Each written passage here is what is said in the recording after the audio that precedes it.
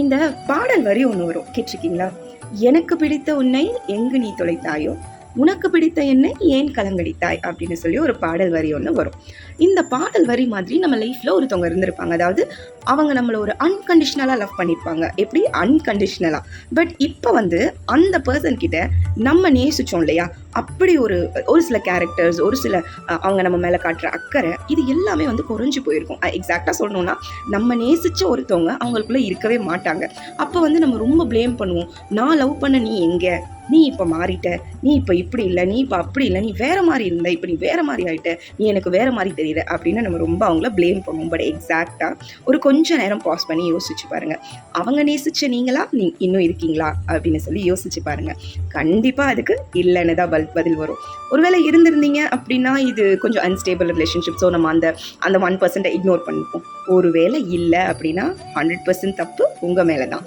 முதல்ல நீங்கள் தொலைச்ச அவங்கள உங்களுக்கு கிடைக்கணும், அவங்க உங்களுக்கு வேணும் அப்படின்னா அவங்களுக்கு பிடிச்ச ஒருத்தவங்களா நீங்கள் மாறி பாருங்கள். அவங்களுக்கு உங்களை பிடிச்சிருக்கோம்ல. ஆக்சுவலாக இது எங்கே நடந்திருக்கோன்னா, நம்ம ஃப்ரெண்டு தானே, நமக்கு பிடிச்சவங்க தானே, இவங்க புரிஞ்சுப்பாங்க, கண்டிப்பாக இவங்களுக்கு இது தெரியும், நம்ம என்ன பண்ணாலும் இவங்க தாங்கிப்பாங்க, அவங்களுக்கு புரியும் அப்படின்னு சொல்லி நம்ம ஒரு சில விஷயங்கள்லாம் பண்ணியிருப்போம்.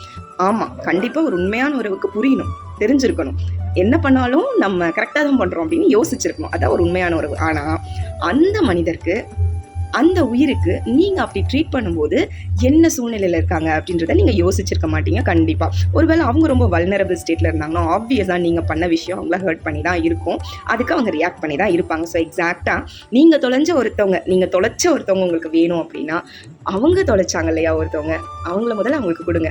அப்போ ரொம்ப ஈஸியாக நீங்கள் தொலைச்ச ஒருத்தவங்க கிடச்சிருவாங்க. இங்கே எக்ஸாக்டாக யாரையுமே தொலைக்கல, எல்லாமே சூழ்நிலை தான். எல்லாருடைய அன்பும், நீங்கள் வச்ச அன்பும், நீங்கள் பார்த்த பர்சனும் ஒன்றே தான். சிச்சுவேஷன் மாற்றிடுச்சு. ஸோ இங்கே அவங்கக்கிட்ட ப்ளேம் பண்ணி அவங்கள வேணும்னு கேட்கறதுக்கு பதிலாக அவங்க வேணுன்ற ஒருத்தவங்களா நீங்கள் மாறினீங்கன்னா ஆட்டோமேட்டிக்காக கிடச்சிருவாங்க. Good night.